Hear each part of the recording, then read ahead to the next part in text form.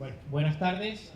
Vamos a dar inicio a esta segunda mesa de estas jornadas y bueno, en nombre de la Fundación de NAE, ya lo ha hecho nuestro director Iván Vélez. Yo lo hago como miembro del patronato de la Fundación. Agradeceros a todos vuestra asistencia a estas importantes jornadas, estas jornadas destinadas a conmemorar el centenario de un hecho importante para la historia de España, como fue el desembarco de Alhucemas, una efeméride, un hecho histórico importante que el gobierno actual pues ha intentado silenciar, y ha intentado silenciar precisamente para no ofender a nuestro poco amigable vecino del sur. Entonces, como en la Fundación de NAE somos así y estamos para defender la nación española de los enemigos exteriores y interiores, pues hemos decidido pisarle el callo a Marruecos, al gobierno de Pedro Sánchez, y convocar estas jornadas de conmemoración de este hecho histórico en la ciudad de Algeciras, nada más y nada menos que en el Hotel Reina Cristina, un sitio emblemático que fue, bueno, como ya se ha comentado en la primera mesa, pues el núcleo de esas reuniones pues secretas y no tan secretas, las oficiales y las extraoficiales, que muchas de ellas se resolvieron también en los salones de este hotel, de esta conferencia de Algeciras, y un hecho importantísimo para esa operación de la que ahora vamos a hablar en esta segunda mesa, y nos vamos a centrar directamente en el tema militar, que fue un 21 de agosto de hace 100 años que en este hotel, en este sitio histórico, se reunieron los mariscales Petén y el general Primo de Rivera para diseñar las operaciones que después se llevaron a cabo pocos días después, en estas prácticamente fechas, entre los días 6 y 7 de septiembre, en la bahía de Alhucemas. O sea, creo que el sitio es inmejorable y creo que es la base para fomentar ese espíritu combativo que en ese momento pues se vivió en España, en la España de aquellos años. Para hablar de ese tema, para hablar de esa parte de esa historia en nuestro protectorado de Marruecos, pues tenemos a expertos, conocedores de los hechos militares, de los hechos de armas, pero también de las personas que protagonizaron esos hechos de armas. Para esta segunda mesa contamos con la presencia de Salvador Fontela Ballesta. Salvador es general de brigada de infantería y doctor en historia por la Universidad Complutense. Ingresó en la Academia General Militar en 1967, ha servido en la Legión, en la Brigada Paracaidista y en misiones internacionales como Bosnia, llegando a mandar la Brigada Paracaidista como general de brigada. Además, es autor de diversos libros de referencia sobre historia militar y numismática y títulos tan significativos, sobre todo para las jornadas que hoy nos ocupan aquí, como La Guerra de Marruecos y Franco, caudillo militar. Bienvenido, mi general. Muchas gracias, buenas tardes. Y también tenemos para esta mesa a Nico Roa. Nico Roa es también veterano caballero legionario, es el realizador de televisión, director, guionista de documentales, escritor y conferenciante. Su obra audiovisual le ha llevado a rodar en lugares como tan dispares en el mundo, como Rumanía, el Sáhara o Perú, recibiendo premios y elogios de la crítica por esta faceta como documentalista. Y también como autor ha publicado tanto novelas históricas como ensayos relacionadas también con este periodo, como entre ellos La Mejala, El aliado persa, Siria, La guerra interminable, o sus recientes biografías históricas sobre Millán Astray y el joven Franco. Además, precisamente por esa capacidad que tiene para moverse por el mundo, para sacar esa parte de documentalista, pues se define como viajero y siempre en contacto con distintas culturas y realidades del mundo. También tenemos a Juan Manuel Sayago para esta segunda mesa. Juan Manuel es historiador, investigador y coordinador de estudios en la Fundación Disenso, es graduado en la Universidad de Alcalá y graduado en Historia en la Universidad de Alcalá y máster en Historia Contemporánea por la Universidad San Pablo CEU. Colabora en los medios como la Gaceta de la Iberosfera y la revista Centinela, donde acerca al público sus análisis históricos y de actualidad. Bueno, vamos a empezar por el orden en el que hemos establecido en la mesa. Esta segunda mesa va a tratar sobre, directamente, como digo, el protectorado español, el desastre anual, los aspectos militares y la guerra de Marruecos, y también, bueno, vamos a dedicarle su tiempo a hablar directamente de cómo se desarrolla ese desembarco de Alhucemas, que en cierto modo viene a ser el punto de inflexión de ese conflicto marroquí que prácticamente protagonizó el primer cuarto del siglo XX español, y que, bueno, pues a partir de él vamos a iniciar esa fase final de las jornadas que tenemos aquí, que sería el proceso de pacificación del protectorado hasta la independencia del mismo en 1956. Pues sin ánimo de extenderme mucho más, le paso la palabra a Nico.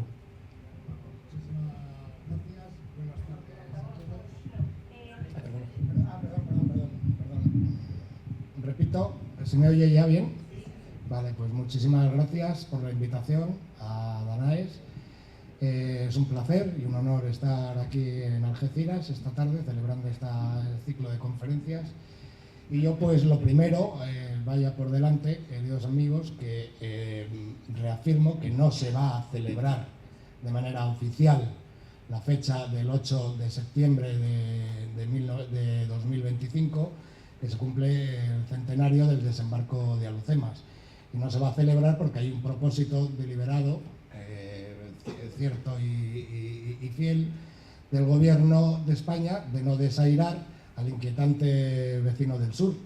Este evento en cualquier otro país, dadas las características que revistió, tanto de heroísmo como de planificación, desarrollo científico incluso, hubiera merecido actos propios y concretos por parte de las autoridades.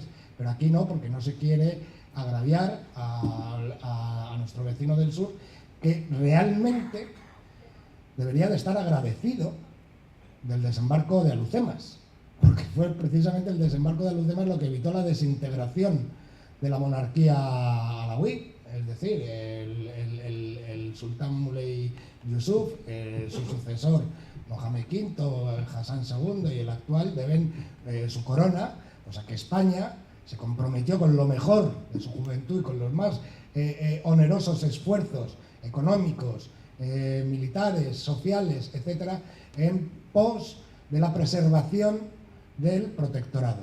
Entonces yo desde aquí reivindico a todos aquellos militares gloriosos que dejaron su vida en las tierras de África y que lucharon en defensa de la legalidad que en aquel momento amparaba a España. Yo creo que el pundonor y la decencia de homenajear a nuestros héroes en aquellas jornadas es preceptivo, y en eso me afano, ¿verdad?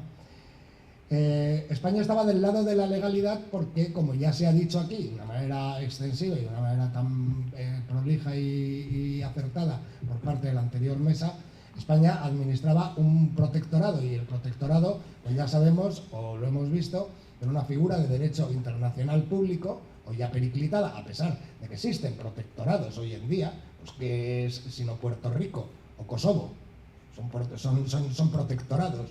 A día de hoy han dado un maquillaje, si quieres, a la forma, pero realmente funcionan como tal, ¿verdad?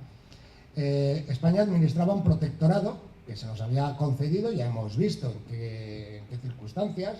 Inglaterra no quería que Francia dominara toda la ribera sur del estrecho de Gibraltar, y atendiendo a la sensibilidad española, porque teníamos las plazas de soberanía y los presidios, etcétera, pues nos ceden una zona a un país de segunda división en aquel momento en España. Y si España no lo quiere, se le va a dar a otro, se le va a dar a Italia, por ejemplo, que estaba deseando también tener y proyectarse sobre el Mediterráneo. Por otra parte, la Asociación de Colonistas y Africanistas, que se forma en Madrid, al rebufo de las políticas que venían desarrollando otros países, pues empieza a entender que allí en la zona de San José de Huixán, cercana a Melilla, pues hay una especie del Dorado, nuevo El Dorado, que son las minas de hierro, que bien poco dieron, dicho sea de paso. Entonces España asume ese protectorado, que es más nominal, en un primer momento más nominal que efectivo, porque lo que España domina en la zona occidental es Ceuta con Tetuán, que será la capital del protectorado, perdón, Ceuta, bueno, o sea, os quiero decir, desde la zona de Ceuta se extiende a Tetuán y luego a la costa atlántica, Larache y Arcila, incluso Alcazarquivir. El centro de lo que es la zona que se llama Yebala, Gomara, aquello nominalmente forma parte del protectorado, pero ahí no entran, ni intervienen, no se atreven, o sea, no, es un terreno, lo que se llama Bled Siva, que no está bajo la autoridad del sultán, frente a lo que se llamaba Bled Magzen, que es lo que sí, donde el sultán cobraba impuestos o tenía una presencia efectiva. Y luego en la zona de Melilla, pues hay una zona en torno a Celuán, en torno a Nador, Sengangán, etcétera, que también, pero ambas zonas están incomunicadas. Luego hay una zona al sur del río Odra y hasta el paralelo 2740, que es la zona sur de protectorado con Cabo Jubi, o Villavens o Tarfaya. Bueno, esta es la zona más pobre, más levantisca, más árida de Marruecos. Entonces, España, digamos que quiere hacer valer los derechos del protectorado y para ello desembarca en Larache el general, en aquel momento era coronel Fernández Silvestre, gracias a que el bajá de Arcila, el Raisuni, le facilita el desembarco. Estos dos personajes, que eran vitriólicos, sulfurosos, con un carácter intempestivo, al principio se llevan bien, pero al final van a acabar entrando en colusión. ¿Y por qué? Pues porque el rey Suni entiende que a él, por haber permitido la entrada de los españoles pacífica en la zona del protectorado de la costa atlántica, cree que le recae en él el derecho a ser el jalifa. El jalifa es la autoridad, el vicario, realmente jalifa significa vicario, el vicario del sultán en la zona del protectorado español. Pero resulta que es que este título no se lo dan a él, se lo dan al primo del sultán, Muley Medi, me parece que se llamaba, ¿sí? Y entonces pues el rey Suni se echa a la montaña, nunca mejor dicho, subleva las cávilas afectas a él, y en la zona de Tazarut, pues él, que es un nido de águila, en el centro de Yebala, pues este hombre declara la guerra a la presencia española. Esto digamos que sería una primera guerra en el sensu propio, no es el Rif, pero digamos que para entendernos lo podemos llamar así, dado que por ejemplo la legión, donde la casa madre de la legión es Dar Rifien, que significa casa del rifeño. Y entonces realmente esa sublevación se comunica con el estallido de la Primera Guerra Mundial, en el cual turcos y alemanes quieren atacar a Francia allá donde tenga intereses. Y los turcos, como son creyentes, son musulmanes, pues tienen predicamento en la zona que España no ocupa, pero que de hecho está bajo su autoridad, que es la zona de Alhucemas. Mandan dinero, vienen agentes, hay espías, hay contrabando de armas, etc. Entonces hay un personaje que ya ha salido, que es Abdelkrim, que es hijo de un moro pensionado, un notable de la cábila de Beni Urriague, que tiene su capital en Axdir, en la preciosa bahía de Alhucemas. Yo recomiendo hacer un viaje allí porque es muy bonita verla, con los peñones, el peñón de Alhucemas y los dos estos de la bandera famoso. Y entonces este hombre, que está al servicio de España, trabajaba como corresponsal en el Telegrama del Rif, había estado estudiando en Salamanca incluso, etcétera, en Tetuán. Pues este hombre escucha un poco los cantos de sirena de los alemanes y empieza a actuar contra Francia. Francia advierte a España de que este señor digamos, es un agente del enemigo, y España le mete en la prisión de Rostrogordo, en Melilla. En una fuga rocambolesca, Abdelkrim se cae, se rompe una pierna, ya se la cojo toda la vida, y además ya mira con resentimiento el que los españoles le hayan metido en la cárcel sin él haber hecho nada contra España. En ese momento él también se subleva y levanta las cávilas de Beni Urriague, el Bocoya, Tensamán, que están cercanas todas en la región. Vale, a partir de ese momento se va pergeñando la idea de hacer un desembarco en Alhucemas. O en todo caso, si no se puede, hacer una incursión desde tierra para ocupar el centro de Beni-Urriagel y sofocar la sublevación rifeña. El alto comisario es Dámaso Berenguer, el que ha fundado los regulares en 1911, y se reúne con Fernández Silvestre y juntos diseñan de alguna manera la incursión que, partiendo del río Quert, entre hasta la bahía de Alhucemas. El rey parece ser que anima esta incursión. El rey Alfonso XIII le llamaban el africano, era un hombre que le gustaba mucho la milicia, le gustaba acudir a maniobras, etc. Y él pues está de alguna manera deseando que España tenga algún tipo de relieve internacional, haciendo algún tipo de acción militar sobresaliente. Pero Manuel Fernández Silvestre no ve todavía las cosas claras, porque nominalmente sobre el terreno, cuando se reúne con Berenguer, dice que hay tantos oficiales, tanta tropa, tantas cabezas de ganado, pero realmente eso eran unas cifras un tanto ficticias. No se estaba considerando la gente que estaba enferma, la gente que estaba de permiso, la gente y ahí se metían rancheros, gente de todo tipo, ¿no? Al final, no obstante lo cual, la columna de Manuel Fernández Silvestre avanza hacia Alhucemas, y Abdelkrim, que está bien informado y que ha recibido ayuda de la Unión Soviética y de muchos desmovilizados de la Primera Guerra Mundial, que son buenos soldados, han demostrado ser excelentes artilleros. En concreto había un alemán al servicio de Abdelkrim, se llama Klems, que era un buen artillero, pues entiende que esa columna es vulnerable. Y así ocurre que en el verano de 1921 pues se produce la caída primero de Abarrán, luego de Igueriben y posteriormente Anual.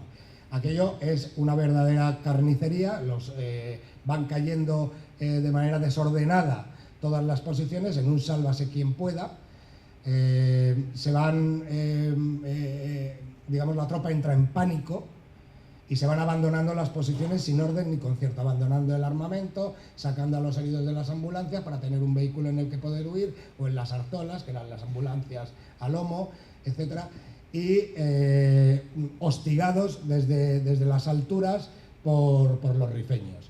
Finalmente, los pocos que quedan logran refugiarse en Monte Arruit, y en Monte Arruit son cercados. Ahí está el general Navarro, el conde de Casadavalillos, le dicen que no va a recibir refuerzos desde Melilla.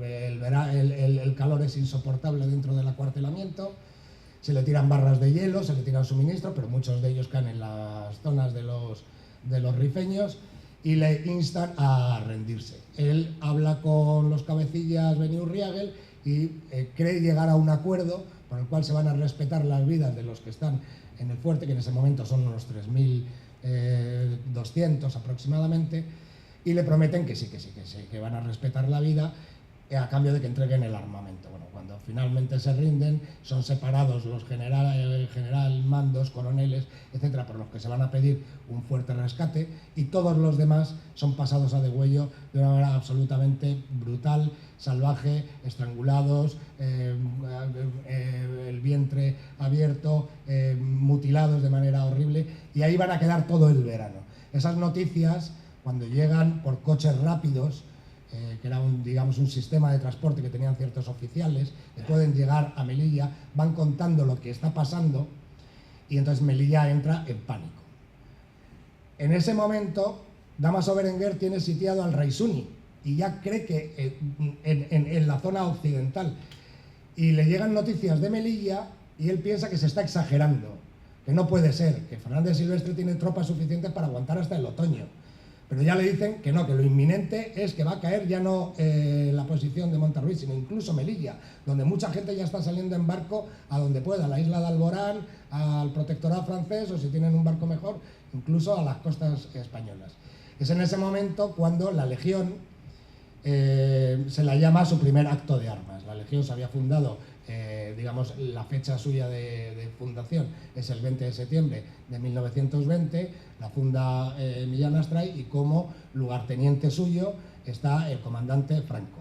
Bueno, Millán Astray tiene que recorrer con dos banderas de la Legión, la de Franco y la de Fontanes, 101 kilómetros hasta llegar a Ceuta para poder coger el barco e ir al socorro de Melilla. Esto finalmente se consigue, el vapor va con las máquinas prácticamente reventadas, pero finalmente aparece la Legión, a la que se le ordena dar vueltas por Melilla para dar esperanza y bueno, pues que la población de Melilla de alguna manera entienda que ha llegado una tropa nueva, una tropa bizarra, una tropa de su aspecto, le llamaban los barbudos de Beniarós, porque iban tostados por el sol, con tatuajes, barbas, etcétera, un soldado distinto del que hasta entonces se veía, que eran soldados de reemplazo, muchachos jóvenes, sin ninguna formación, y en la Legión directamente van voluntarios, que curiosamente Millán Astray pensaba que iba a ser una recluta mayormente de extranjeros, y su sorpresa es cuando prácticamente el 70% son españoles, con lo cual Millán Astray entiende que todavía hay esperanza en el pueblo español, ¿no?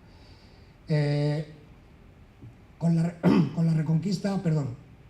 reconquista posterior de las posiciones de la comandancia militar de Melilla, se va descubriendo el horroroso crimen cometido por Abdelkrim. Ya llegamos a 1923, Primo de Rivera, con la instauración del directorio, mantiene que el protectorado hay que abandonarlo porque es un saco sin fondos que traga y se fagocita todos los recursos de un país que los necesita para su propio desarrollo. Él, sin embargo, era veterano de las guerras de Marruecos. De hecho, tenía una laureada en concreto, pero en su visión, digamos, de conjunto de la realidad española, le indica que el protectorado, pues realmente España puede prescindir de ese compromiso y abandonarlo. Franco se reúne con el rey cuando va a ser padrino, o mejor, cuando le da permiso para su boda, y Franco le comenta a Alfonso XIII que no sea tan pesimista sobre el futuro del protectorado, porque si se hace un desembarco, digamos, empleando todas las fuerzas que España tiene disponible en la zona de Alhucemas, digamos, el sentido de la guerra se puede revertir. Franco se lo comunica a instancias del rey, se lo comunica a Primo de Rivera, y Primo de Rivera promete hacer una visita al protectorado para enterarse de primera mano de qué es lo que ocurre allí. Y claro, lo que ocurre es que él se encuentra con una tropa, quiero decir, con una oficialidad muy motivada, que está pidiendo el respaldo de la sociedad y de la autoridad, y que si se lo dan, ellos son capaces de revertir la situación. De manera que Primo de Rivera pasa de las tesis abandonistas a las tesis semiabandonistas. Es decir, no hay por qué retirarse del todo. Él se empapa del coraje de los hombres que hay en el protectorado y los admira. En concreto, se habla, la famosa anécdota, se tiene por apócrifa, cuando llega al cuartel de Vientier, que es cerca de Anual, que es el cuartel donde estaba la Legión en aquel momento, parece ser que le dan de menú huevos, y en alusión a lo que hacía falta comer para poder revertir y poder tomar la iniciativa en la campaña de Marruecos. Lo cierto es que él adopta una estrategia que se llama la línea Estella, porque él era el marqués de Estella. Y la línea Estella, pues, sería conservando Larache, Arcila, que es la costa atlántica, subir hasta Ceuta y bajar hacia Tetuán.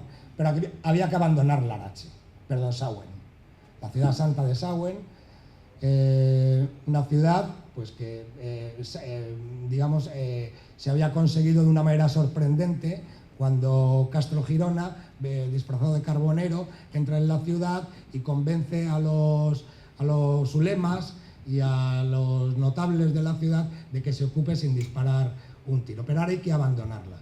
Y esa retirada implica un riesgo enorme, porque hay mucha población civil que sacar y porque la guarnición puede verse flanqueada por todos los desfiladeros por donde tiene que discurrir los 80 kilómetros que conducen a Tetuán.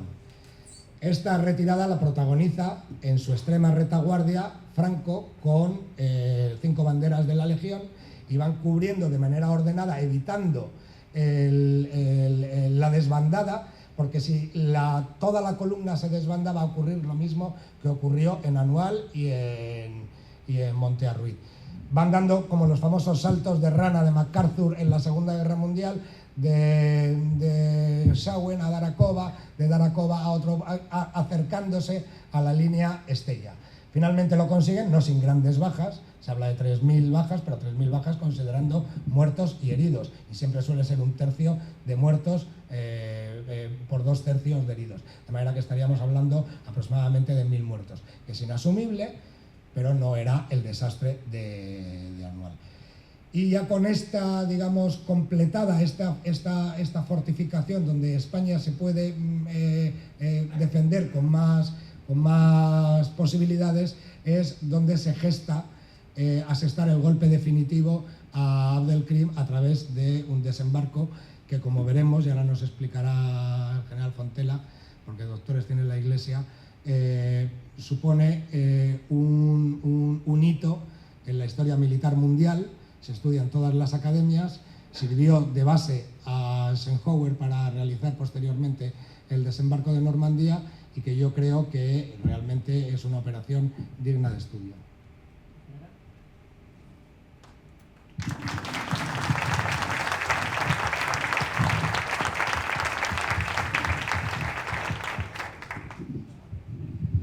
Buenas tardes otra vez. Bueno, vamos a empezar de forma rápida para ir ganando tiempo. Yo simplemente voy a dar unas pinceladas y algunas matizaciones sobre la guerra desde el punto de vista militar de toda la guerra de Marruecos, del año 1907 a 1927. En primer lugar, sobre los motivos de la participación española, hay que tener en cuenta cómo funciona geopolíticamente un estrecho, en este caso el estrecho de Gibraltar. Se comporta como 4 esferas de presión opuestas de 2 en 2, de tal forma que el flujo de fuerza va en una dirección o en otra según la diferencia de presión. Por ejemplo, unos cuantos ejemplos históricos. En la época de Amílcar Barca, la presión iba de norte a sur, por eso no invadieron los cartagineses. En la época medieval, pues no hay duda que tuvimos 4 invasiones: la de los árabes, la de los almorávides, los almohades, los benemerines. Luego la fuerza iba de sur a norte. Con los reyes católicos ya cambia el signo. Ya hemos hablado ya de Ceuta, de Melilla, de las posesiones norte de África, Orán, etcétera, y sobre todo la expansión hacia el oeste, hacia América. Finalmente, la expansión hacia América hace que la fuerza hacia el sur pierda fuerza y todo el esfuerzo se vaya hacia América. El flujo hacia el oeste cesa con la conquista de Peñón de Gibraltar por los ingleses. En ese momento ya la influencia de la fuerza viene del Atlántico hacia el Mediterráneo. No ya digamos ya con la Segunda Guerra Mundial, que entra esta flota americana, más después con la base de Rota, etc.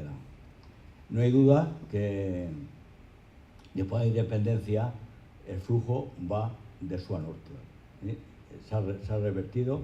Después, nada más termina la independencia, ya Marruecos empieza a exigir reivindicaciones sobre los territorios de la soberanía nacional.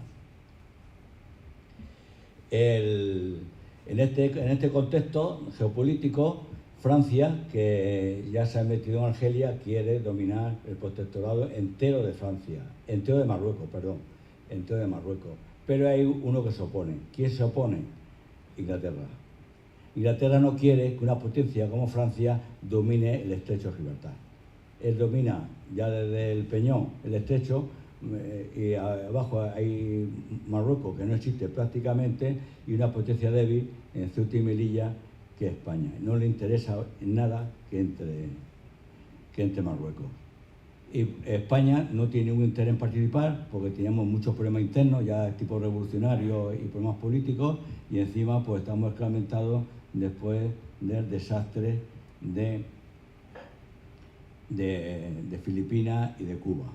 Pero geopolíticamente tampoco podía permitir que una potencia como Francia se nos metiera en el sur del estrecho. Igual que no estaba Inglaterra, bastante teníamos, para encima Francia, que la teníamos al norte, pues también nos bloqueara por el sur. Hay que tener en cuenta que Francia es un enemigo potencial porque nos había invadido hacía poco, en la Guerra de Independencia, una invasión francesa, y que en el año 1820 y tanto hubo la invasión de los 100.000 hijos de San Luis, y que para hacer los ferrocarriles españoles se hicieron de vía diferente a la francesa precisamente para dificultar una invasión. Luego, geopolíticamente se consideraba que Francia no podía estar en el lado sur del estrecho. Y a pesar de todo, Inglaterra puso sus condiciones, que fueron pues que no ocupar Tánger, zona neutral, y después que España no creara ciudades nuevas ni fortificara el estrecho. Esas fueron las condiciones leoninas con las que entramos en la guerra de Marruecos. Después hay que tener en cuenta en todas las guerras que la guerra es una acción política. El que da los recursos, el que decide la guerra, el que la dirige, es una acción política. Los militares simplemente hacemos el combate, la pelea. Y por tanto, con los recursos que nos da el gobierno. Si el gobierno nos da recursos, pues lo haremos con muchos recursos. Si no nos da recursos, pues con pocos recursos. Y en este caso, España quiso cumplir la misión internacional que se impuso, pero sin gastar dinero y sin gastar recursos. Le costó después más dinero, más recursos y más disgusto. Hay un ejemplo claro: cuando el gobierno se implica directamente en la guerra, no le falta ningún tipo de recursos, como es lógico. Yo voy a poner un ejemplo. En 1860, cuando O'Donnell, que era presidente de gobierno, hizo la guerra de Tetuán, la guerra de África, pues no le faltó de nada, tenía de todo. Y sin embargo aquí, pues ya sabemos que muchas veces faltó bastantes cosas. Igual pasó en el 23, como en el 23 el señor Lucema lo dirigió Primo de Rivera, pues no le faltó de nada, no le faltó de nada. Y por eso también uno de los motivos del éxito. Otro punto a tocar es teníamos varios enemigos, aparte de Resuri, el Rogui, bueno, el Rogui era amigo, el Adelquín en su momento, las cabilas en general, era la Reverde. Teníamos dos enemigos más.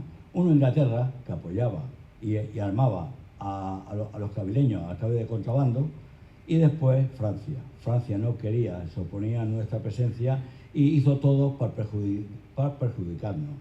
Todo para perjudicarnos.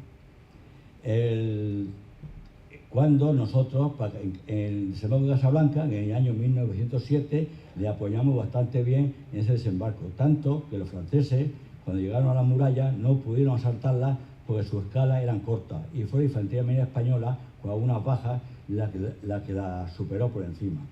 Sin embargo, en el desembarco de Alucema, aparte del apoyo político, su apoyo fue muy limitado. Pues de 162 aviones españoles, 6 franceses. De cuarenta y tantos barcos españoles de guerra, 8 franceses, que por cierto, el desembarco fue el día 8 y el día 9 se fueron los franceses y ya no volvieron. Y todo el desembarco lo hizo la infantería española, el ejército español. Y lo que hicieron fue apoyarnos en un ataque y diversión por el sur del Rey, y lo que se ocuparon, que fue poco, pero ocuparon un terreno, ya no nos devolvieron. Así que ese fue el apoyo del amigo francés. Después ten en cuenta para este tipo de guerra que el ejército de reemplazo vale para la defensa de la nación, pero no para aventuras exteriores, no vale para aventuras coloniales. Por eso están los ejércitos coloniales, que ya había experiencia de los ingleses y los franceses que tenían sus ejércitos coloniales.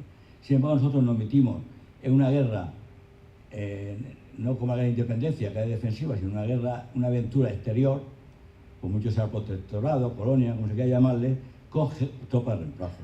Y eso políticamente y socialmente se paga. Tanto que hasta el año 1911, es decir, que si empezamos el 7 con Casablanca, el 8 la Restinga y el 9 con los combates ya de fuera de la muralla de Melilla, pues hasta el año 11 no se emplean las primeras unidades regulares de tropa indígena, vamos. Y muchos años después, año 20, y empiezan a operar en el 21, no se crea una fuerza europea de colonial, que es la Legión. Hay que decir que la tropa de reemplazo se portó muy bien. La tropa de reemplazo en la batalla de cazadores cumplió su misión, lucharon muy bien, y hay una canción de la época que dice que en África hay un manantial que emana sangre española y que van los españoles, soldados españoles, a morir como borregos. Esa es mentira totalmente. Los militares, soldados españoles de reemplazo combatieron muy bien y murieron, echaron sangre, pero no como borregos. Fueron unos grandes luchadores, como veremos a continuación. Después la policía indígena. La policía indígena es policía, está en las cabilas, se saben las cabilas. Claro, lógicamente la policía local pues, era la misma cabila donde se reclutaban los indígenas. No era fuerza de choque, pero por falta de tropa se empleó como fuerza de choque.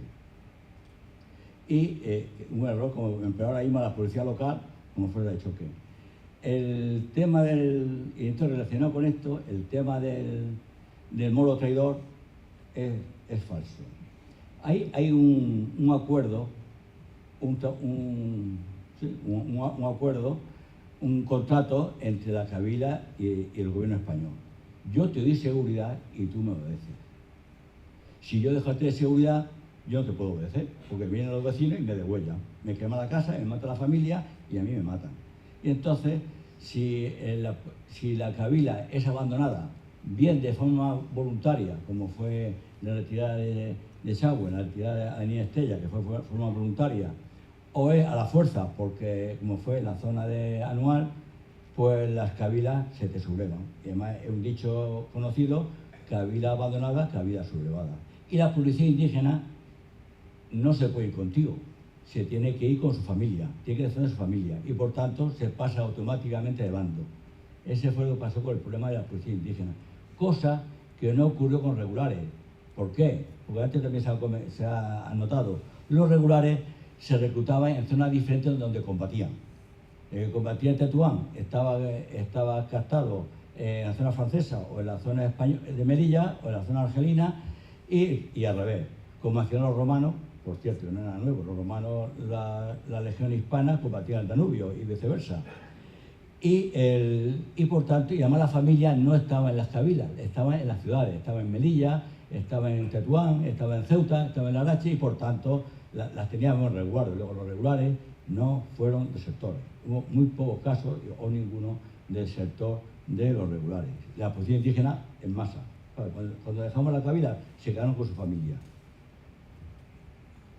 Después hay otro dicho que dice que el ejército está mal preparado. Pues no es cierto, no es cierto. En la campaña 9, que ya estaba preparando, pues, teniendo en cuenta que el desastre fue 10 años antes, ya el ejército de Melilla era un ejército con el último material que había. Ya había el tema sanitario nuevo, que antes las enfermedades en Cuba y Filipinas eran el 90% de las bajas mortales. Aquí eran el 30% ya. El agua se potabilizaba, la higiene funcionaba, teníamos ametralladoras por primera vez, teníamos cañones de retiro rápido del Neider, teníamos globos aerostáticos, y que se puso todos los medios que había en ese momento disponibles para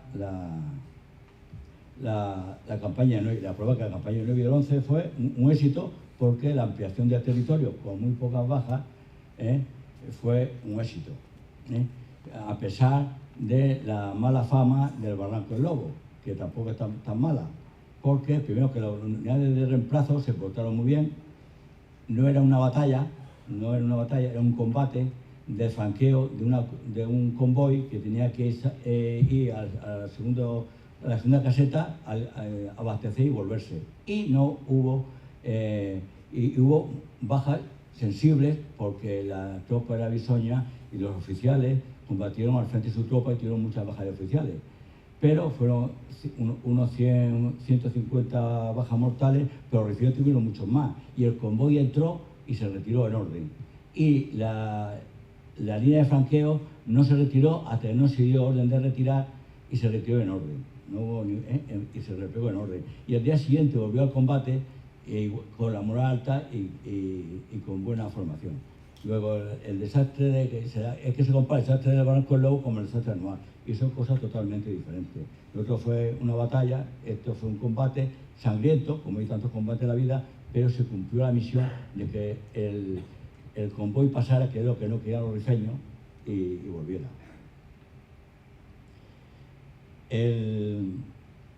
Después ya el tema de anual. El tema anual, que también tiene mucha leyenda, hay que ver las responsabilidades. Primero vamos a ver las responsabilidades. Las responsabilidades vamos a ir de abajo arriba. No, perdón, de arriba abajo. Primero el rey, ninguna. El rey era un rey constitucional como es ahora y no mandaba nada. El que mandaba era el gobierno. El gobierno comete un error. Uno es no tener ejército ya preparado. Han pasado 4 años, del año 14 al 18, en que las operaciones se paran y por la Primera Guerra Mundial, por imposición de Francia. Y esos 4 años el ejército no se alimenta, no se nutre de armamento nuevo, no se nutre nada de ametralladoras, los cañones siguen siendo los mismos del año 1909, las ametralladoras igual, y prácticamente el ejército está en ese aspecto mal preparado. Después tenemos mal preparados por culpa de la Junta de Defensa. Tenemos Junta de Defensa que los oficiales los mandan forzosos a Marruecos y por tanto no tienen ni espíritu de estar ahí están tiempos necesarios y no tienen contacto con la población indígena, no saben árabe y por tanto la información del contacto desaparece como había antes y como fue después. Por tanto, entonces el ejército ya no era el que había en el año 13 cuando se ocupa la zona occidental. Después, se comete el error del gobierno de permitir operar en 2 zonas diferentes. Siempre el esfuerzo principal, que es algo de milicia, siempre se hace como el boxeador, se da un puñetazo con un puño, no con 2 puños. Si estamos dando puñetazos con 2 puños. El esfuerzo principal estaba en Tetuán, sobre el rey Suni, pero se estaba operando también en la zona oriental, sin tener reservas para acudir en caso de apuro. No había reservas en la península ni en ningún sitio. Entonces, en esa situación, el avance de Silvestre es muy bueno, no hay ningún problema, lo hace muy bien, llega hasta el río Amecán, pero entonces hay que, ese avance, más territorio necesita más fuerza, pues la línea de contacto es mayor, hay que dar seguridad a las cabilas que se le proporciona, se ha dicho que da seguridad, hay que dar seguridad para que las otras cabilas no la ataquen, hay que hacer camino, hay que hacer el ferrocarril, hay que hacer más posiciones en la línea de retaguardia para las comunicaciones y para eso no hay dinero. Ni se refuerza en personal si hay dinero. Si hay dinero, pues ese dinero se hace carreteras, se contrata policía, se hace el ferrocarril, se hacen cuarteles, se hacen bases nuevas, pues ese dinero se le paga a las cabilas. Los cabileños no son tontos y prefieren cobrar y trabajar que irse a la jarca. Como no había dinero, pues se echaron a la jarca. Entonces, pues fue un fallo también.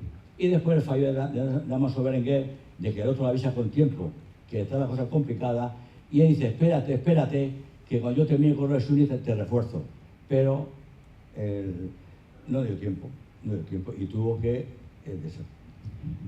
que hubo una desbandada, no hay duda, pero una desbandada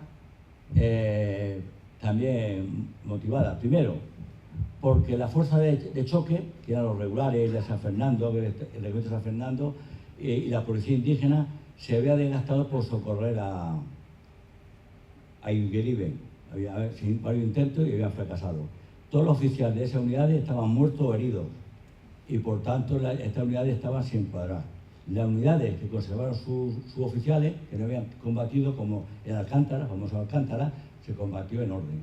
Y por tanto, y después cometió un error el amigo Silvestre de mandar la retirada, pues no te que haberlo mandado porque el enemigo no era tan peligroso como se suponía y no tenía capacidad para vencer una fuerza regular española y no solamente dio la orden de retirada, sino que no la planeó ni siquiera la dirigió. Y por tanto ahí se produce una serie de connotación de seguimiento de errores que pues, se produce la desbandada de las fuerzas que estaban sin encuadrar, sin cuadro de mando, y etcétera. Y después, para terminar, decir que Adlercreek, pues no creó una república, tenía un sultanato. Se llamó república para haberse engañado a las potencias occidentales y lo reconocían. Y después no fue el que dirigió la operación de sublevación. Adlercreek no tenía capacidad ni sus cabilas para forzar a la fuerza española. Fue una decisión errónea española de retirada que trajo todas esas consecuencias. Ni tenía capacidad para tomar Anual, ni tenía capacidad para terminar en Melilla. Y después, a pesar de que la Legión, hay que reconocer que llegó anduvo 101 kilómetros, la primera unidad que llegó a Melilla, en honor de la verdad, fue el batallón de la Corona de Almería. Y con un batallón de infantería nuevo, Melilla era totalmente inexpugnable. Con muralla y con todo, no tenía capacidad. La prueba es que a Dámaso Berenguer no lo procesan por Anual, lo procesan por no socorrer a las posiciones avanzadas. No socorre a Montearruy, no socorre a Nador y no socorre a Celuán, etc. Así que a Dámaso Berenguer no lo procesan ni lo condenan por Anual, sino por no socorrer a Montearruy y el resto de posiciones. Pues nada más.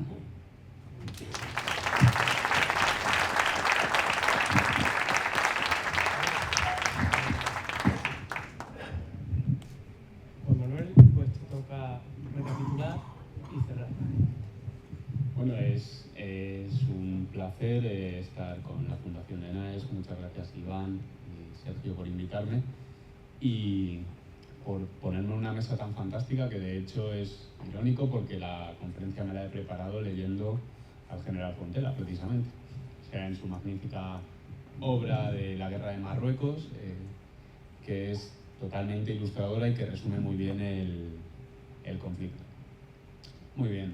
Una vez sucedido Anual, las bajas españolas pesan mucho en la península ibérica, pesan mucho en España, y avivan un conflicto ya existente en el Congreso de los Diputados, además de que alientan ese caos en el caos social en el que estaba una negativa ante la guerra, y además tenías en el horizonte el peligro de las huelgas anarcosindicalistas que ya habían acabado con 3 presidentes del gobierno, con Dato, con Canalejas y con Cánovas del Castillo, que son asesinados por pistoleros anarquistas en diversas etapas.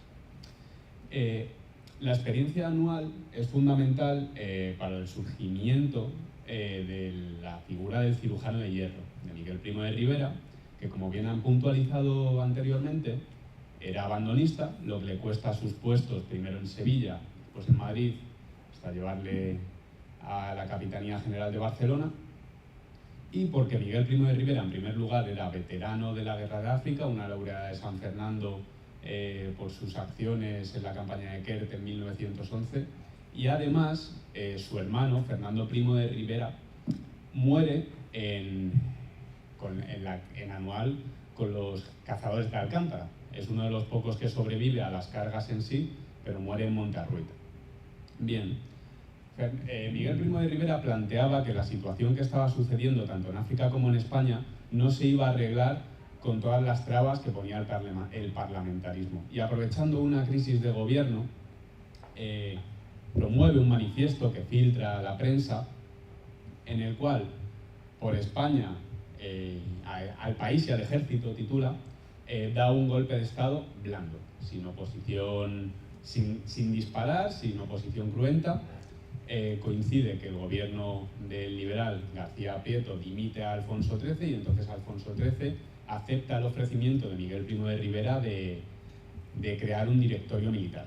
Ese directorio militar enseguida se pone a trabajar la cuestión de África. Miguel Primo de Rivera, en carta con Gómez Jordana, teme que el norte de África sea un punto que utilicen diferentes fuerzas para engañar a Abdelkrim y que sea de penetración a España o que genere una inestabilidad mayor en la península.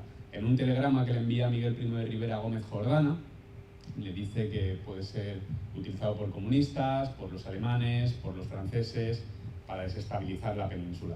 Entonces, inmediatamente encarga a Gómez Jordana un informe que recapitule sobre los desembarcos y las operaciones que se habían planeado para el norte de África y emprender una operación militar a gran escala. Ya han hablado del repliegue a la línea de la Estella, que habría sido muchísimo más pernicioso socialmente hablando en democracia. ¿Por qué? Porque Primo de Rivera, al aplicar un régimen con censura, con las cortes cerradas, no generaba ese foco de discusión que generaban las bajas españolas en África. Se plantea esa operación y entonces viene otro punto de inflexión que es que encontramos a un Abdelkrim henchido de valor, confiado, que se ha tomado tanto Anual como el repliegue de las líneas españolas como una derrota, una humillación, una falta de interés de España de continuar, que tras su proclamación como sultanato del Rif realmente, que proclama la Guerra Santa y todo, pues ataca a las arcas aliadas de los franceses que no han reconocido su autoridad como sultán. Supone un fracaso estrepitoso para Francia, que causa casi 7.000 bajas, con la sustitución de Eliautí, que era quien estaba encargado del protectorado francés, y la sustitución por Pétain, quien era mucho más partidario de una operación conjunta junto a España. Pétain, que además ve en Legión y Regulares como esos dos cuerpos que van a favorecer el risorgimento español, enseguida se pone a trabajar con un Miguel Primo de Rivera que tenía una convicción firme, y planean el desembarco de Alhucemas. El desembarco en la bahía de Alhucemas, que realmente es una operación que se fragua rápidamente, porque las conversaciones entre franceses y españoles se dan en 2 meses, y en los meses de junio y julio, y en septiembre ya se estaba desembarcando. Que por cierto, hoy es el día en el que se embarcan las tropas en Ceuta en dirección a la bahía de Alhucemas. Para acelerar un poco y hacer un dibujo rápido de lo que fue Alhucemas, Alhucemas tiene una importancia trascendental para la historia militar, no española, sino mundial, porque es el primer desembarco que se hace de manera anfibia, en el que trabajan Marina de Guerra, Ejército de Tierra y Ejército del Aire, y además es coordinado entre 2 países, cuya experiencia previa de un desembarco similar había sido todo un fracaso, que había sido el desembarco franco-británico en Galípoli. Se ponen manos a la obra, compran unas barcazas K que se habían utilizado para ese desembarco, que son unas barcas que se remolcan y que tienen una plataforma que se baja, y los soldados desembarcan. Se plantea esa operación, cuyo mando lo tiene Miguel Primo de Rivera, comandante en jefe de la operación, que supervisa desde el crucero Jaime I, desde el buque Jaime I, y tras 44 horas embarcados por el mal tiempo, apoyados por la artillería y las baterías de costa que batían las posiciones rifeñas, y por la aviación, que también estaban haciendo operaciones de bombardeo sobre las posiciones rifeñas, los soldados españoles de la 6ª y de la 7ª bandera de la Legión desembarcan a las 11:40 de la mañana del día 8 en la playa de la Cebadilla. Al frente de ellas estaba el coronel Franco, que recibió sin lugar a dudas en Alhucemas pues ya el prestigio que venía teniendo, ¿no? Y que le hizo consolidarse como una de las grandes figuras militares que había en ese momento en España. Desembarcan, encuentran oposición en la playa, combaten, muchas veces a bayoneta calada, y a partir del día 8 van protegiendo las sucesivas oleadas de soldados que van desembarcando, para después emprender el envite contra las tropas rifeñas. Resulta curioso porque se ha hablado antes, el día 8 se combate, mientras tanto Abdelkrim está asediando a Sidi Idris desde el día 2, porque conocía planes de un desembarco pero no sabía dónde iba a producirse, y las operaciones continúan hasta el mes de octubre. Uno de los puntos clave que me gustaría mencionar es que se ha hablado antes de la fecha de fundación de la Legión como el 20 de septiembre. Es correcto porque el 20 de septiembre, pese a que el decreto de fundación de la Legión se hace en enero de 1920, el 20 de septiembre se alistan es la fecha en la que se alistan los dos primeros legionarios. El ceutín Carlos Espresati y el gaditano Marcelo Villarán. Y ambos no se sabe con cierta... Está reconocido ahora que ha sido Carlos Espresati el primer legionario, pero no se sabe con certeza, aunque lo que sí se sabe es que ambos caen en el Monte Malmusí el día 23. O sea, es muy curioso que los primeros alistados a la Legión caen además en la misma fecha.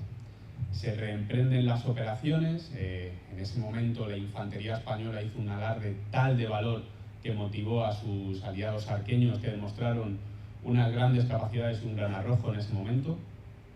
Y las operaciones militares tienen algunos hitos más, como la toma del monte Amecrán, del que se decía que ningún cristiano podía poner pie, por lo tanto fue de gran simbolismo frente a unos rifeños cuyo movimiento propagandístico le había llevado a creer que eran mucho más superiores y que tenían una capacidad mayor de la que realmente tenían. Y hasta que en octubre se toma Axtir, la capital del sultanato, y las operaciones quedan estancadas, se van reemprendiendo a lo largo de 1926 hasta que en 1927 el último líder arqueño se rinde a Sanjurjo y entonces el desembarco se da por concluido. Es decir, el desembarco es parte de una operación muchísimo mayor que llevó una logística infinitamente enorme. Para concluir, en Alhucemas se da el bautismo de fuego de muchas figuras importantes del ejército que luego tendrán un papel muy relevante en la guerra civil. Vemos a personas como el propio Franco, que es ascendido, a Gómez, a Muñoz Grandes, al general Varela, a Cabanillas, que luego van a tener un papel importante en la guerra civil. Sin lugar a dudas, España dejó ahí su huella. En los años 50 ya la historiografía norteamericana empezaba a decir que el desembarco de Alhucemas fue referencia para Eisenhower, para la operación Overlord, y es una operación de la cual nos deberíamos sentir orgullosos porque es uno de los grandes hitos militares internacionales de España.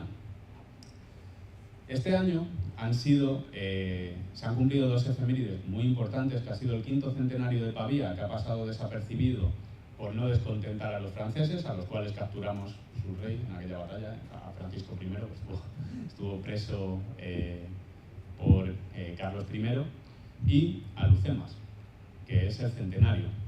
El gobierno apeló a no deteriorar las relaciones cordiales con nuestro vecino Marruecos, pero en cambio la posición de Marruecos es otra. José Luis lo ha definido muy bien antes cuando hablaba de que a los marroquíes se le tenía que tratar un poco con el palo y la zanahoria, cuando eran aliados, ¿no? Darles un poco de cariño y darles también imagen de firmeza. Pues hace 4 años, Marruecos celebró el centenario del desastre anual de 1921 y de hecho llegaron a emitir un sello de colección en el que salía Abdelkrim a caballo cabalgando sobre los soldados españoles. O sea, algo totalmente desorbitado, porque anual, si fue algo, no fue un combate, fue una masacre. ¿Qué quiero decir eso? Que este tipo de gestos que nosotros le tendemos a Marruecos, al igual que en una reunión presidencial poner una bandera boca abajo frente al presidente de nuestro gobierno, o como Abdelkrim se valió cuando capturó nuestras baterías en Anual para pasearlas por todas las cabilas diciendo que habíamos derrotado a los españoles propagandísticamente, lo que da la imagen al marroquí es de que el español no tiene convicción, está dispuesto a renunciar, que es débil, y es lo que en parte generó esa escalada tras Anual. Por lo tanto, más allá de los gestos de debilidad que se le pueda hacer a nuestro vecino del sur, independientemente de querer cabrearlo, es una gesta que se debe recordar la valía de aquellos soldados que estuvieron 44 horas pasando frío, asediados por la lluvia, que tuvieron que desembarcar a 50 metros de la playa con el agua al cuello, escuchando el silbido de las balas, y que con arrojo ganaron para España un territorio que se había pagado con sangre.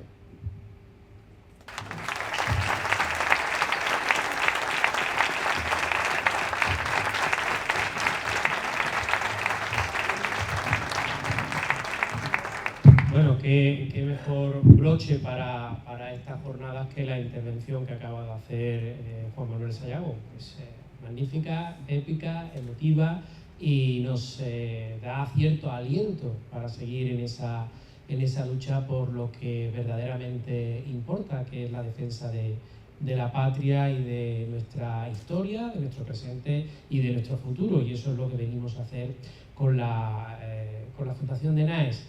Por supuesto que hemos venido a conmemorar ese centenario, ya lo decía al principio de esta mesa. Creo que hemos tocado todos y cada uno de los aspectos relevantes de este proceso que llevó a este desembarco y que formó parte de esa historia en relación a la presencia y al protectorado de España en Marruecos, tanto en la primera mesa como en la segunda. Creo que todos los ponentes han señalado de manera magistral todos y cada uno de esos elementos y esos episodios que fraguaron este proceso y que hoy hemos contado aquí. El tiempo se nos agota, vamos muy justo, no va a haber un tiempo de preguntas. La primera parte, bueno, quizás habíamos diseñado para que en esa parte también se hicieran preguntas, no se han hecho pocas. Y bueno, creo que esto da pie y lugar pues, para seguir ahondando en este proceso de contar cómo fue nuestra historia, contarla verdaderamente, hacer esa verdadera memoria que tiene que tener el pueblo español y bueno, y seguir en esta línea que hemos marcado desde la Fundación de NAES. Agradeceros vuestra presencia hoy aquí, en esta fecha tan señalada, en este sitio tan emblemático y bueno, y como digo, os emplazamos a otros eventos que va a hacer la Fundación de NAES en la ciudad de Algeciras. Agradecer por supuesto a nuestros anfitriones algecireños, a Eva Poza, qué haríamos sin ella, qué haríamos sin su contribución esencial para que estas jornadas se puedan llevar a cabo y bueno, agradeceros, insisto, a todos vuestra presencia hoy, viernes 5 de septiembre, en esa antesala a ese desembarco de Alhucemas que se produce, bueno, se llevó a cabo 4 días después. Muchas gracias a todos y hasta la próxima.